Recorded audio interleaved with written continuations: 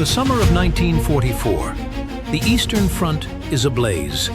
Soviet troops, inspired by victories, are pushing westward, but on the path to victory stood a significant barrier: the Baltics. Why did this region hold such colossal importance for both sides? For the Third Reich, it was a shield covering East Prussia, a vital industrial center, and the Baltic Sea, where submarines and ships circulated, ensuring the supply of strategic raw materials from Sweden. The loss of the Baltics would mean the loss of control over the Baltic, which would be a blow to Germany's entire war machine. For the Soviet Union, the liberation of Estonia, Latvia, and Lithuania was not only a matter of territorial integrity and the restoration of justice. It was a strategic foothold for a further offensive on Berlin, an opportunity to block the German fleet, and of course, to save millions of people from Nazi oppression. Tension hung in the air, portending a grandiose battle that would forever change the course of the war. On the way to this strategically important territory, like a wall, stood the most powerful grouping of the Wehrmacht, Army Group North. It was headed by Colonel General Ferdinand Schörner, a man known for his ruthlessness and fanatical devotion to Nazi ideals. His soldiers, hardened in battle, represented a formidable force. In the summer of 1944, he commanded about 700,000 men, united in three armies: the 16th, the 18th, and a part of the 3rd Panzer Army. This was more than 700,000 bayonets, ready to defend every meter of Baltic land to the last. They had at their disposal about 7,000 guns and mortars, over 1,200 tanks and assault guns, and about 400 aircraft. These are not just numbers. These are steel fists with which the Wehrmacht intended to stop the Soviet offensive. The Germans, understanding the entire importance of the Baltic states, created a deeply echeloned defense system here. This was not just a line of trenches. These were kilometers of reinforced concrete pillboxes, anti-tank ditches, minefields, and wire entanglements. Every populated area was turned into an impregnable fortress. Every forest into a labyrinth of fortified positions. The coastal areas were especially carefully fortified, as it was from there that the Germans expected the main blow. Remember that the Baltic Sea was a lifeline for them, and they were not going to give it up without a fight. Schörner, nicknamed Bloody Ferdinand, was not without reason considered one of Hitler's cruelest and most persistent generals. He tolerated no retreats and punished the slightest sign of weakness mercilessly. His orders were simple: stand to the death. This fanatical steadfastness, reinforced by powerful defensive structures, made Army Group North an extremely dangerous adversary. Every trench, every bunker was imbued with German discipline and determination, and the Soviet troops were to face this steel shield, break through it, and liberate the Baltic states. So, before us was not just an army, but a true fortress, built of iron and human will. But by the summer of 1944, the Red Army too represented a formidable force, hardened in battles and inspired by a string of victories. 3 Baltic fronts were thrown into the liberation of the Baltics: the 1st, 2nd, and 3rd, as well as a significant part of the Leningrad front. This was a true armada, ready to crush any defense. The 1st Baltic Front, under the command of Army General Ivan Bagramian, was one of the most powerful. Its troops had already shown their valor in the Belarusian operation, breaking through the enemy's deeply echeloned defenses. Bagramian, a talented and decisive commander, had repeatedly proven his ability to conduct complex offensive operations. The 2nd Baltic Front was led by Army General Andrei Yeremenko. He was known for his persistence and ability to achieve set goals, even in the most difficult conditions. Under his command were troops who had endured severe trials in the North Caucasus and in the battles for Stalingrad. The 3rd Baltic Front, commanded by Army General Ivan Maslenikov, also had rich combat experience. Its soldiers and officers were ready for new feats, demonstrating high morale and confidence in victory. And of course, One cannot forget about the Leningrad Front, led by Marshal of the Soviet Union Leonid Govorov. His units, which liberated Leningrad from the blockade, made an invaluable contribution to the common cause, operating on the northern flank of the Baltic operation. The total number of Soviet troops involved in the operation reached colossal proportions. This was more than 900,000 people, united into 132 divisions. At their disposal were about 17,500 guns and mortars, over 1,300 tanks and self-propelled artillery installations, and about 2,500 combat aircraft. These figures show how seriously the Soviet command took the upcoming operation. By this time, the Red Army was no longer what it was in '41. It was a modern, highly mobile, and well-equipped army, capable of solving the most complex tasks. The troops were perfectly trained, had rich combat experience, and most importantly, possessed an unbending moral spirit. Every soldier understood that he was fighting for his motherland, for the liberation of his brothers and sisters from the fascist yoke. They burned with a desire to avenge the enemy for all the suffering he had caused. In the air, there was not only the smell of gunpowder, but also the anticipation of a swift victory, the certainty that the Baltics would be liberated. This was a time when every fighter knew what he was going into battle for, and was ready to give everything for the common goal. So forces were gathered, and a menacing silence hung over the Eastern Front, portending a new storm. The Soviet command, led by the Stavka of the Supreme High Command, perfectly understood the strategic importance of the Baltics. This was not just another section of the front, but a key to the Baltic Sea and the shortest route to East Prussia, the heart of the Nazi war machine. It was for this reason that, already at the end of July 1944, directives were issued that formed the basis of the Baltic operation. The main goal was not just to push back the Germans, but to completely defeat Army Group North, pin it against the sea, and destroy it. This was an ambitious, but absolutely realistic plan, given the changed balance of power. The primary task was to reach the Baltic Sea. Why was this so important? Because a significant part of the supplies of strategic raw materials for Germany went through the Baltic, and it was there that the submarine bases were located, terrorizing Allied convoys. Blocking the German fleet in the Baltic Sea would be a powerful blow to the Nazi war economy. To achieve this goal, it was planned to deliver a series of powerful and deep strikes along the entire front line, stretching from Narva to Šiauliai. The plan of the operation envisaged the encirclement and subsequent destruction of the main forces of Army Group North in its coastal area. This meant that Soviet troops had not just to advance, but also to actively maneuver, creating pockets and depriving the enemy of the possibility of retreat. Special attention was paid to the speed and suddenness of the offensive. The Germans, despite their fortifications, should not have time to regroup or bring up reserves. The most important element of the plan was the close interaction of all three Baltic fronts, as well as the Leningrad Front and the Baltic Fleet. Each front had its own zone of responsibility and its specific tasks, but all of them were subordinated to a single strategic plan. For example, the First Baltic Front was to advance in the direction of Riga and Memel, cutting off the enemy from East Prussia.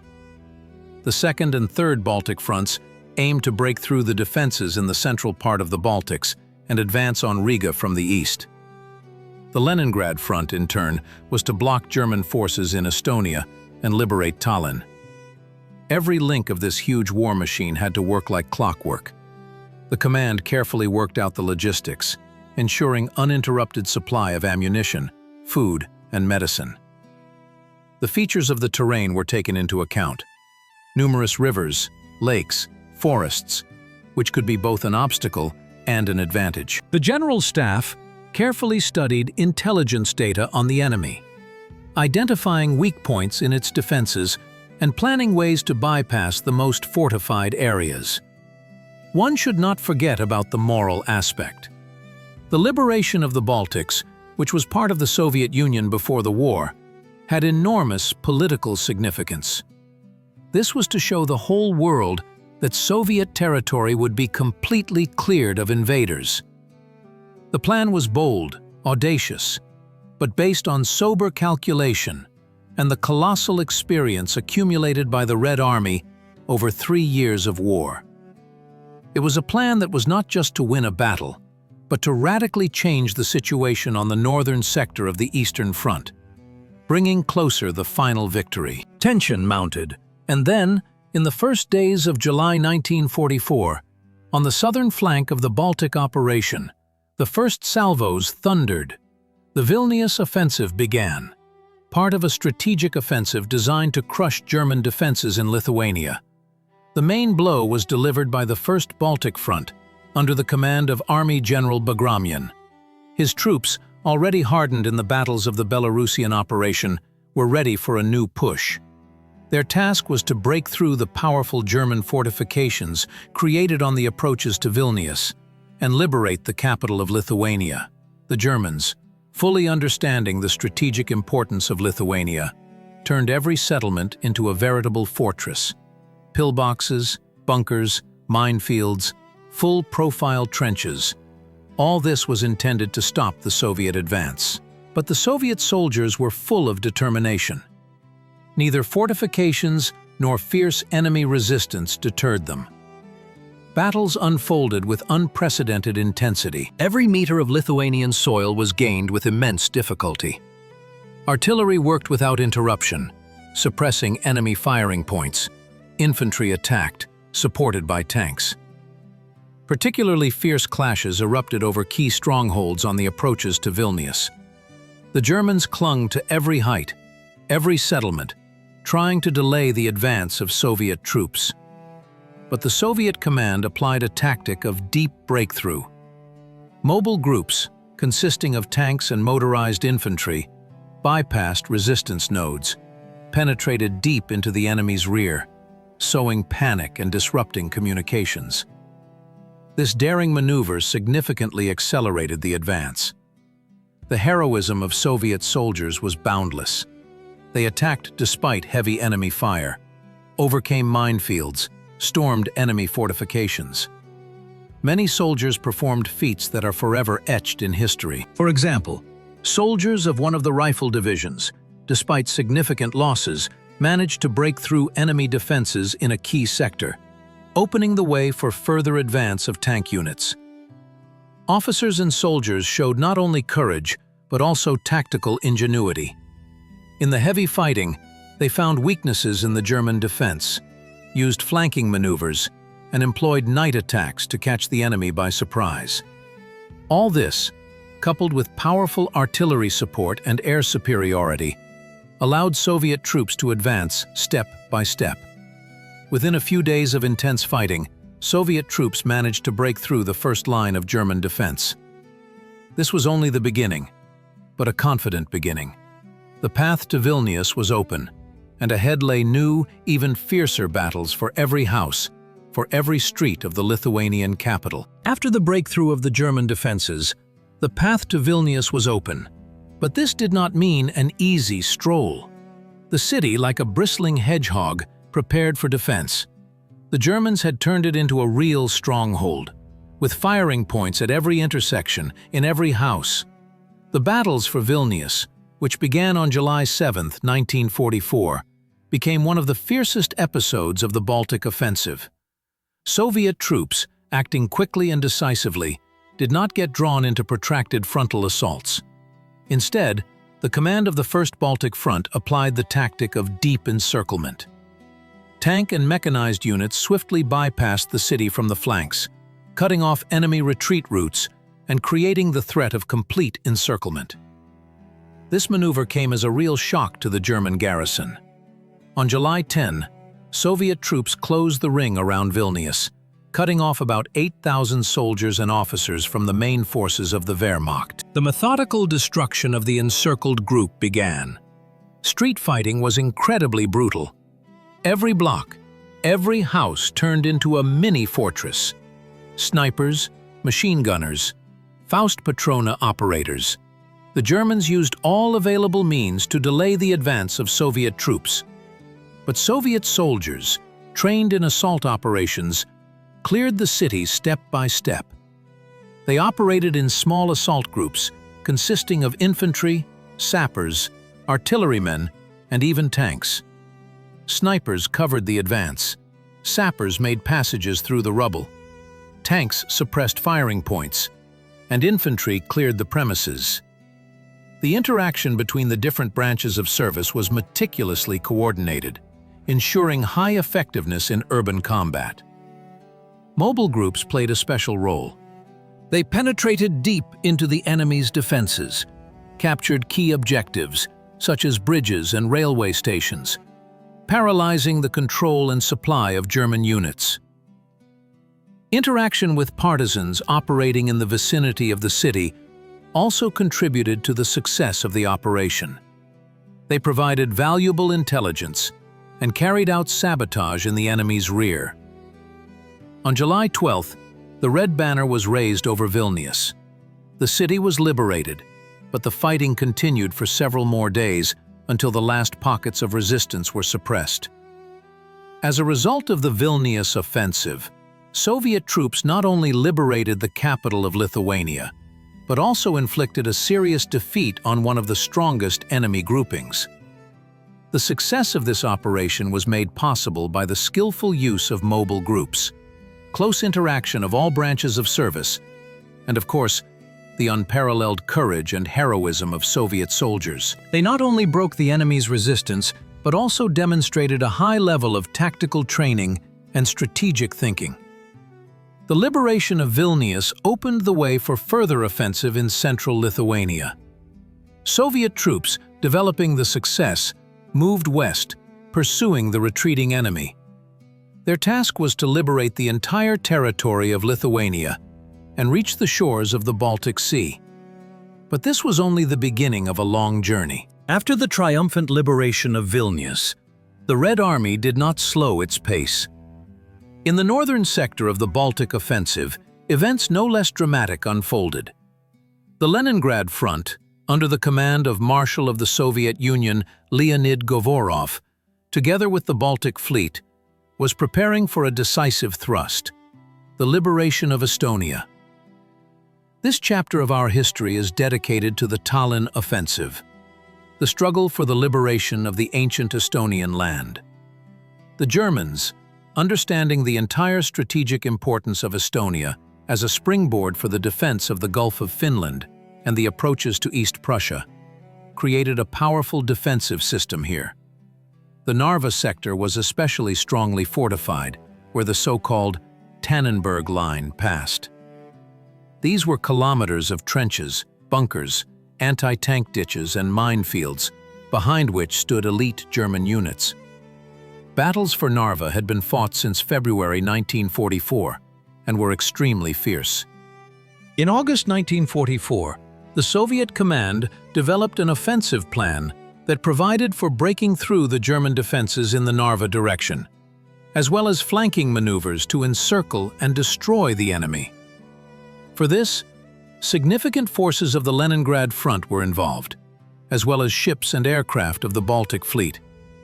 Marines were preparing for amphibious operations, and the fleet to support ground forces with fire and block enemy communications. The operation began on September 17, 1944. Soviet troops delivered a powerful blow to German positions. Thousands of guns and mortars unleashed a hail of fire on the enemy. Aviation dominated the sky, suppressing firing points and destroying enemy communications. But the Germans resisted desperately. Every meter of land had to be won back in bloody clashes.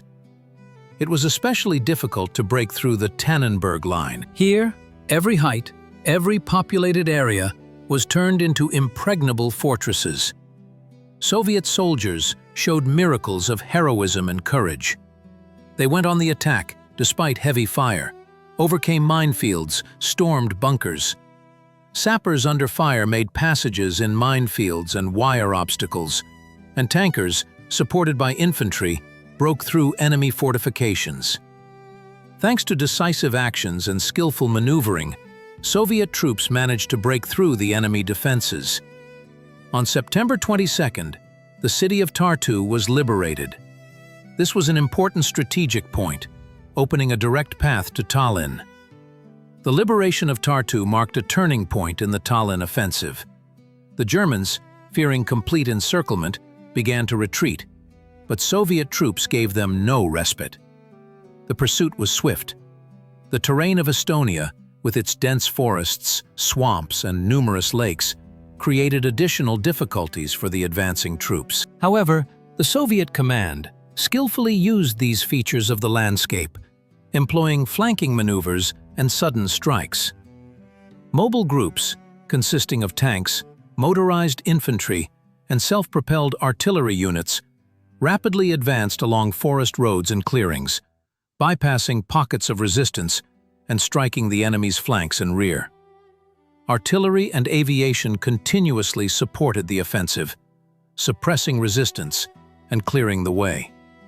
The Baltic fleet actively operated in the coastal direction, landing amphibious assaults that struck German garrisons from the rear and cut off retreat routes. Fleet ships fired at coastal fortifications, ensuring the advance of ground troops. This was a real battle, where each branch of service acted as a single organism, subordinated to a common goal. On September 22, 1944, after fierce battles, the Red Army broke into Tallinn. The city was liberated. This was a huge victory, having not only strategic but also moral significance. The liberation of the capital of Estonia became a symbol of the return of peace to Estonian land. The battle for Estonia was completed, but the Baltic offensive continued. New trials, new battles awaited ahead. But now, after the liberation of Estonia, the road to final victory became even shorter and clearer. Tension escalated. The Red Army, having liberated Vilnius and Tallinn, continued its victorious march across the Baltics. But ahead lay Latvia and its capital, Riga, which the Germans had transformed into an impregnable fortress. The Riga offensive, which began on September 14, 1944, became one of the most complex and bloody stages of the Baltic campaign.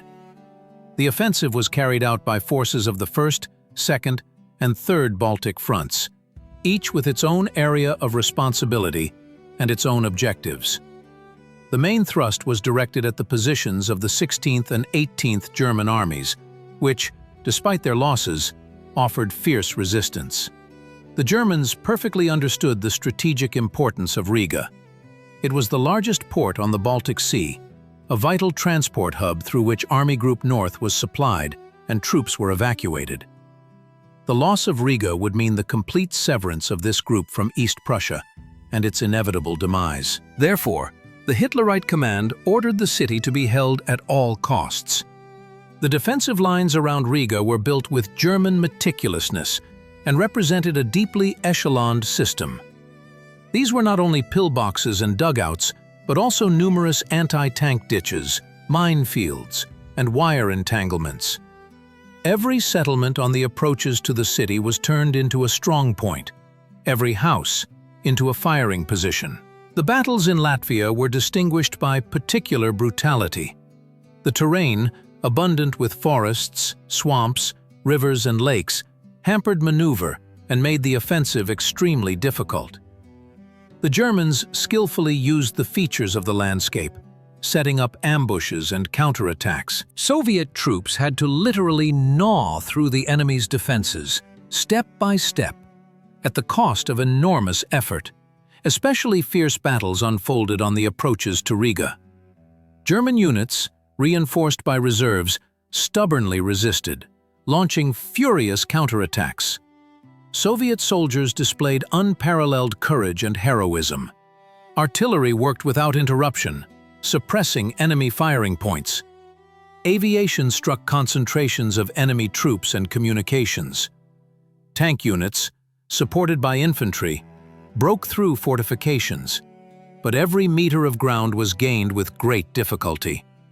The front commands constantly sought new tactical solutions to break the enemy's resistance. Outflanking maneuvers, night attacks, and assault groups that penetrated deep into the defenses and struck from the rear were used. The most important task was to prevent the Germans from entrenching themselves on new lines, to constantly keep them under pressure. Key battles for Riga began in early October. Troops of the Third Baltic Front, led by Army General Maslenikov, were the first to break through to the near approaches of the city. They were then joined by units of the Second Baltic Front under the command of Army General Yeremenko. Jointly, they began the assault on Riga. Street fighting was incredibly fierce. Every block, every house, had to be taken by force. The Germans, despite the hopelessness of their situation, fought to the last, using all available means: snipers, machine gunners, Faust patron operators. They inflicted heavy casualties on the advancing forces. But Soviet soldiers, inspired by the approaching victory, did not retreat.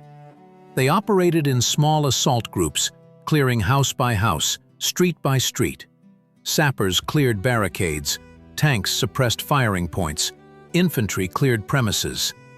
The interaction between different branches of service was meticulously coordinated, allowing for effective action in urban combat conditions. On October 13, 1944, Riga was liberated. The red banner once again flew over the capital of Latvia. It was a long-awaited and hard-won victory. Despite the fact that the battles for the Baltics continued, the liberation of Riga became a turning point. Army Group North found itself in a critical situation. It was cut off from East Prussia and trapped on the Courland Peninsula. The Riga offensive, with its fierce battles and stubborn enemy resistance, demonstrated not only the power and courage of the Red Army, but also the strategic skill of the Soviet command. It was a victory that brought closer the final defeat of the enemy and the liberation of all Soviet lands. After the liberation of Riga, the situation on the Baltic Front became critical for Army Group North. Its main forces were pressed against the Baltic Sea, but complete encirclement had not yet been achieved. And here, the Memel Offensive came onto the scene, designed to deliver the final, decisive blow and cut off the enemy from East Prussia. This operation, carried out by the forces of the First Baltic Front under the command of Army General Ivan Bagramyan, became a true strategic masterpiece. Its goal was clear and ambitious: to reach the Baltic Sea coast in the Memel area, modern-day Klaipėda, and thereby finally sever the enemy grouping from East Prussia. If this succeeded, thousands of German soldiers would be trapped, deprived of supplies, and the possibility of retreat. Memel, located on the Baltic Sea coast, had key strategic importance. It was a major port through which the Germans could evacuate their troops and equipment, as well as receive reinforcements. The loss of Memel would mean disaster for the Wehrmacht. That is why the Germans turned the city into a powerful, fortified area, preparing for a desperate defense. The approaches to Memel were strewn with minefields, anti-tank ditches, and reinforced concrete pillboxes. Every house, every street was prepared for all-round defense. The German command understood that this was their last chance to maintain contact with East Prussia. The operation began on October 5, 1944. The First Baltic Front delivered a powerful blow to the positions of the Wehrmacht's 3rd Panzer Army. The Germans, despite fierce resistance, could not contain the onslaught.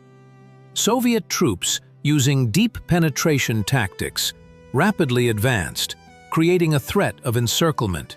An especially important task was the forcing of the Neman River. This was a serious water barrier that the Germans hoped to use to organize an effective defense. But Soviet sappers and assault groups, operating under heavy enemy fire, managed to quickly build crossings, ensuring the advance of tanks and infantry. The battles for Memel were particularly fierce. The Germans fought with the tenacity of the doomed, understanding that the fate of the entire Army Group North depended on the outcome of these battles. Soviet troops, in turn, displayed the highest courage and tactical skill. They used flanking maneuvers, penetrated the enemy's rear, struck at the flanks, preventing the Germans from consolidating on new lines.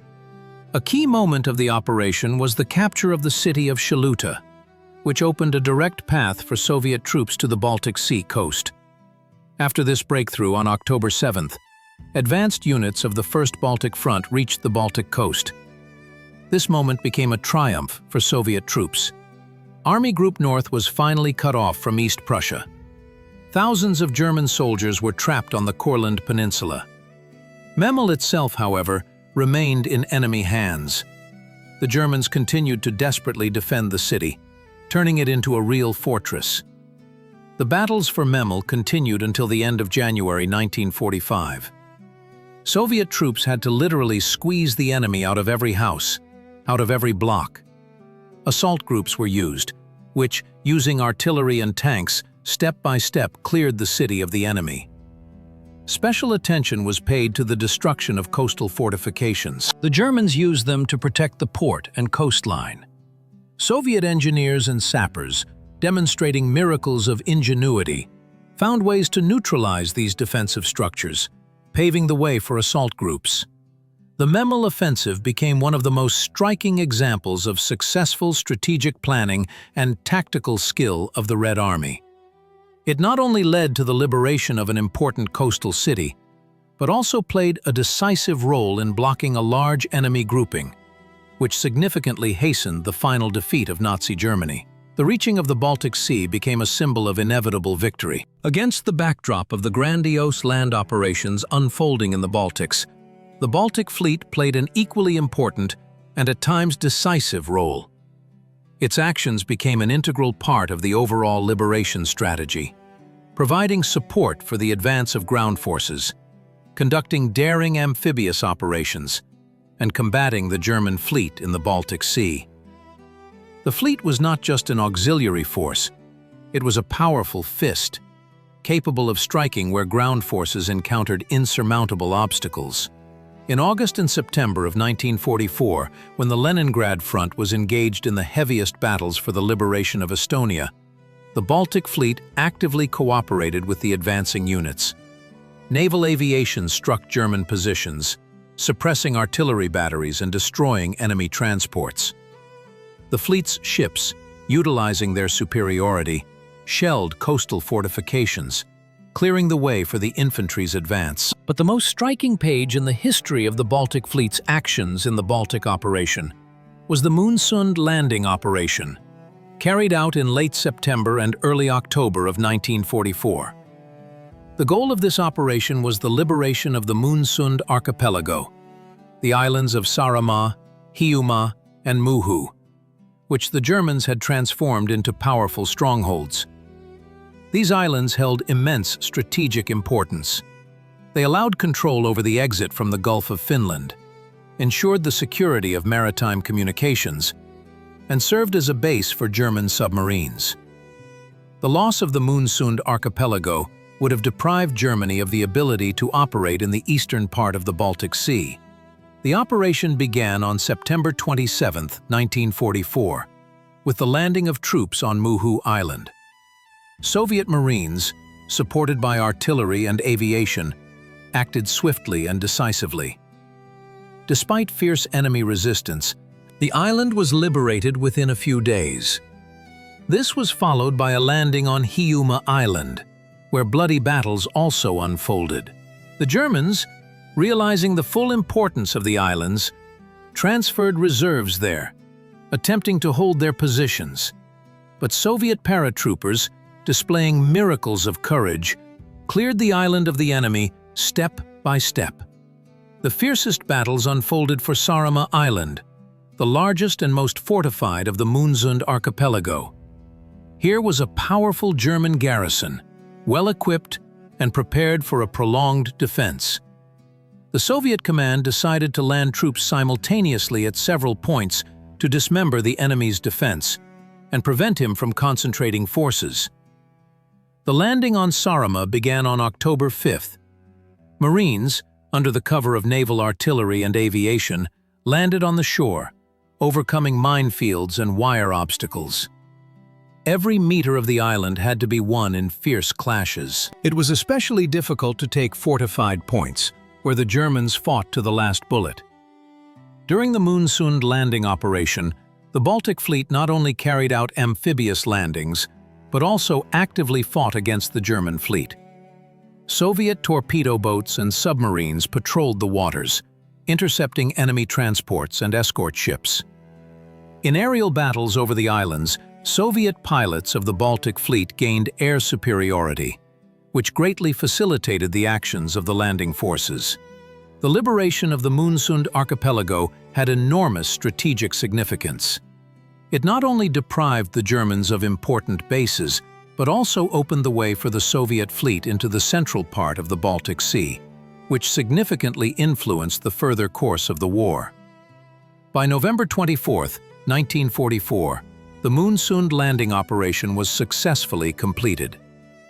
All the islands of the archipelago were liberated from the German occupiers. This victory became a vivid example of the coordinated interaction of ground forces and the Navy, a demonstration of the courage and professionalism of Soviet sailors and Marines. The Baltic Fleet, having fulfilled its tasks, made an invaluable contribution to the liberation of the Baltics, bringing closer the final defeat of the enemy. By the end of October 1944, the Baltic offensive reached its climax. After the liberation of Riga and the Soviet troops advanced to the Baltic Sea in the Memel area, the fate of a significant part of Army Group North was sealed.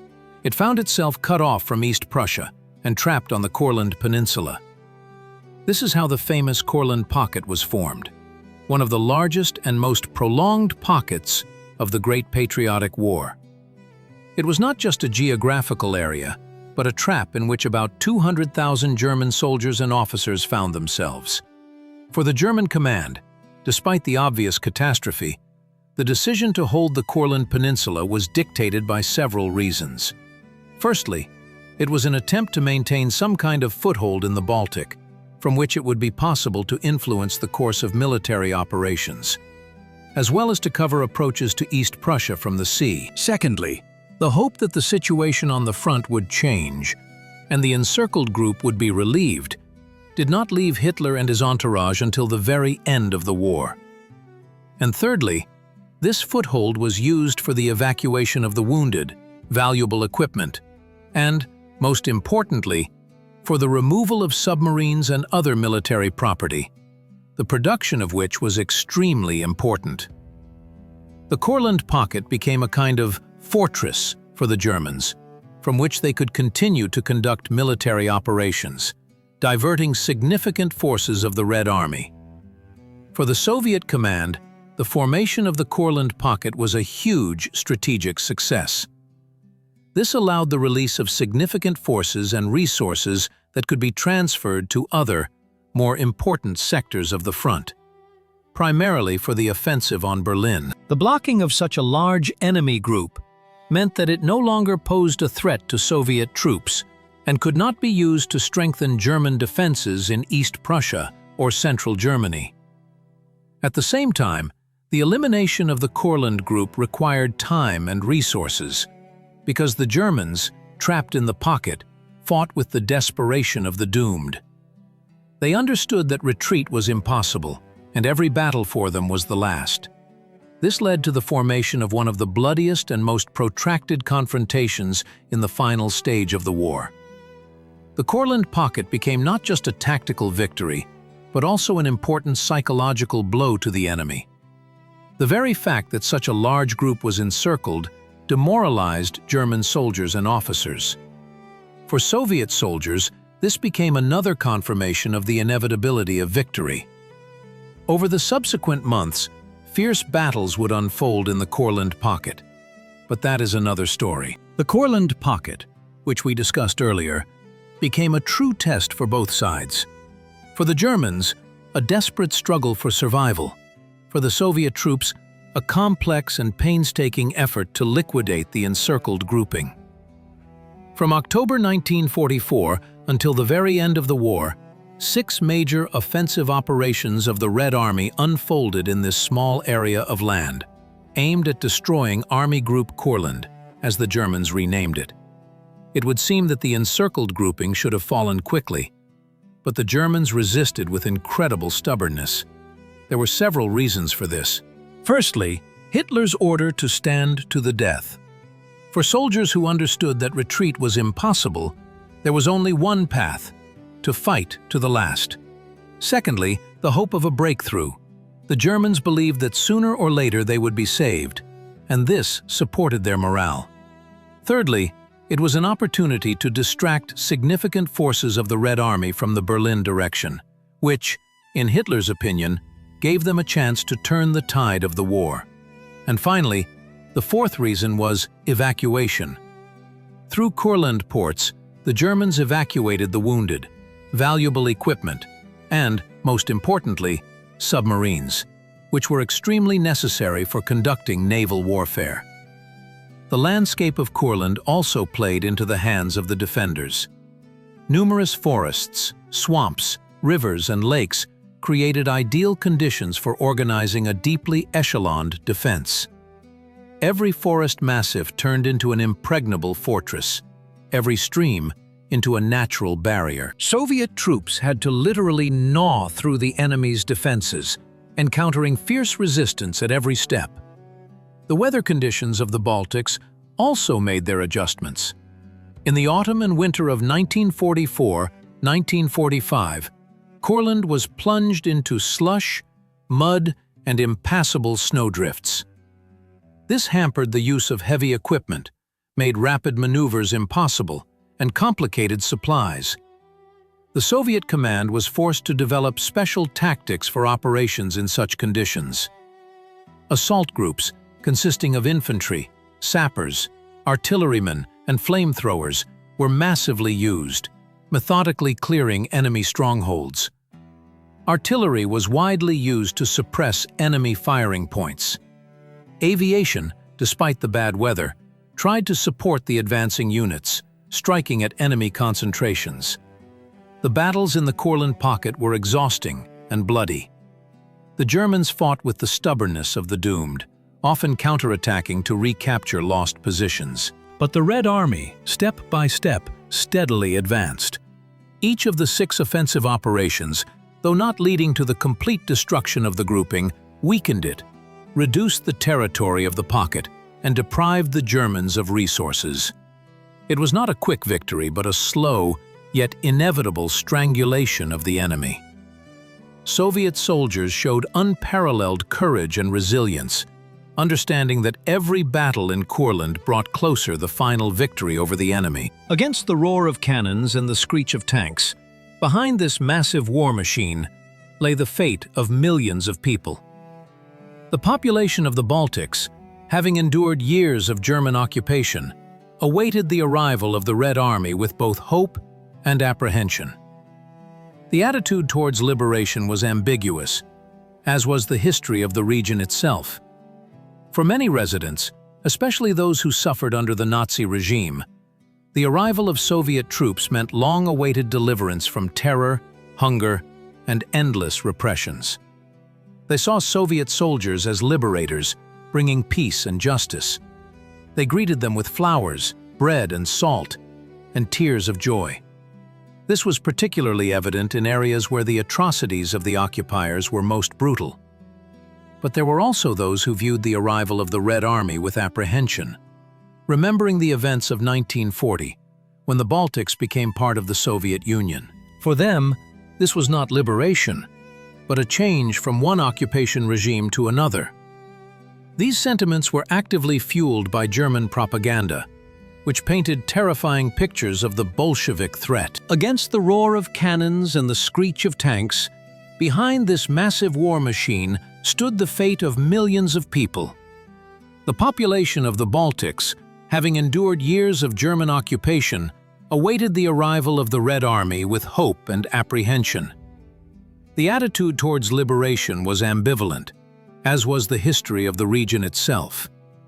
For many inhabitants, especially those who suffered under the Nazi regime, the arrival of Soviet troops meant long-awaited deliverance from terror, hunger, and endless repression. They saw Soviet soldiers as liberators bringing peace and justice. They greeted them with flowers, bread and salt, and tears of joy. This was particularly evident in areas where the atrocities of the occupiers were most brutal.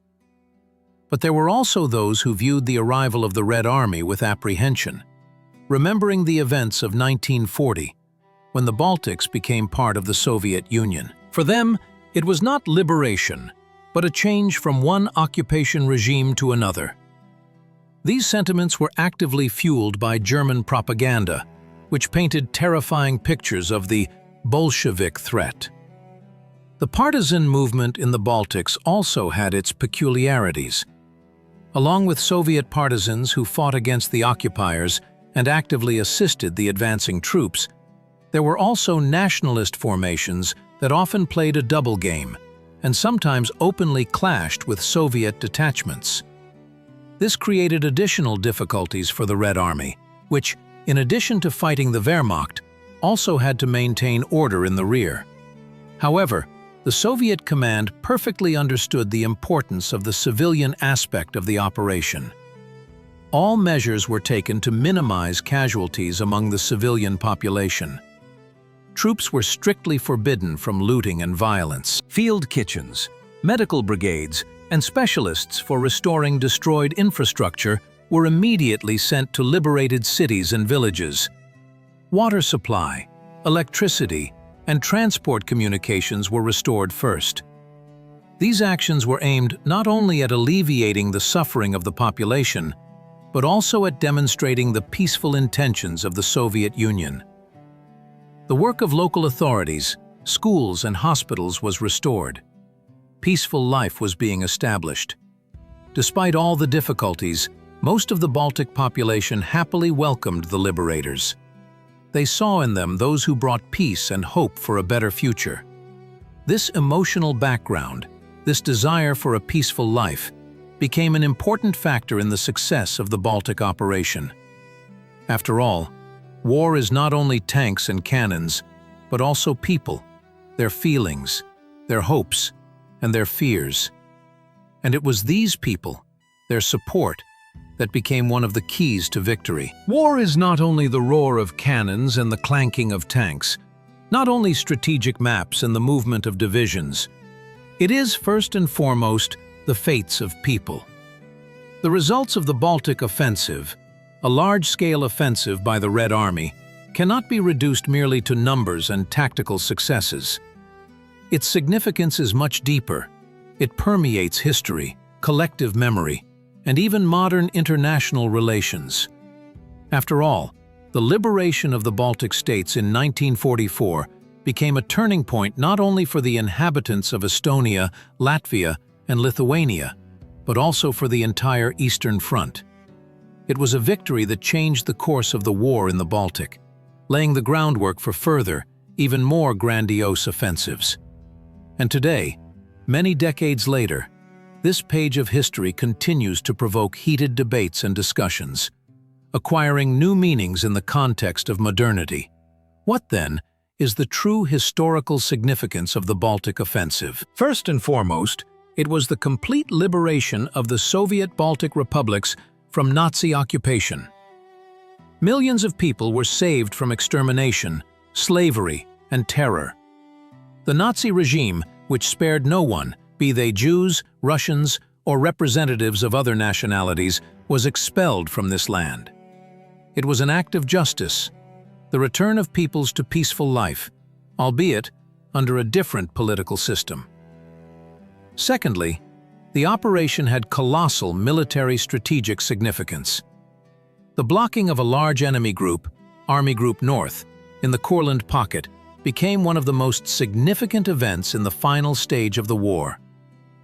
Hundreds of thousands of German soldiers were removed from active combat, deprived of the ability to influence the course of the war. This allowed the Red Army to transfer significant forces to other, more important directions, accelerating the defeat of the Third Reich. The access to the Baltic Sea and the liberation of ports deprived Germany of the ability to receive strategic raw materials from Sweden, as well as to use the Baltic for troop transfers and evacuations. This was a powerful blow to the military economy of the Reich. Thirdly, the Baltic Offensive became a vivid example of the high skill of the Soviet command, and the courage of Soviet soldiers.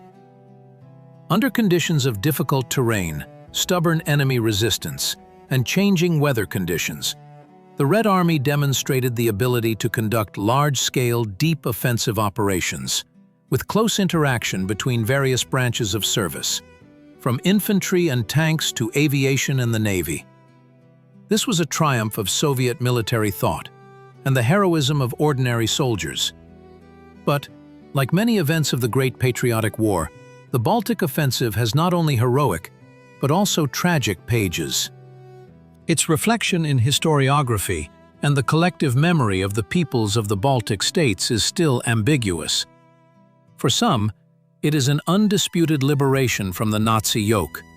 For others, it is the beginning of a new period of occupation. These different, sometimes contradictory assessments are part of a complex historical process that cannot be reduced to a single, uniquely correct point of view. Today, in the context of modern international relations, the study of the Baltic offensive acquires special relevance. Attempts to rewrite history, distort facts, and belittle the role of the Red Army in the liberation of Europe from Nazism require deep and objective analysis. The memorialization of the feat of the liberators, the preservation of the memory of those who gave their lives for a peaceful sky, is our sacred duty. This is not only a tribute to the past, but also an important lesson for the future. After all, only by knowing and understanding our history, with all its complexities and contradictions, can we build a present and a future free from wars and conflicts. The Baltic Offensive is not just a page in a history textbook.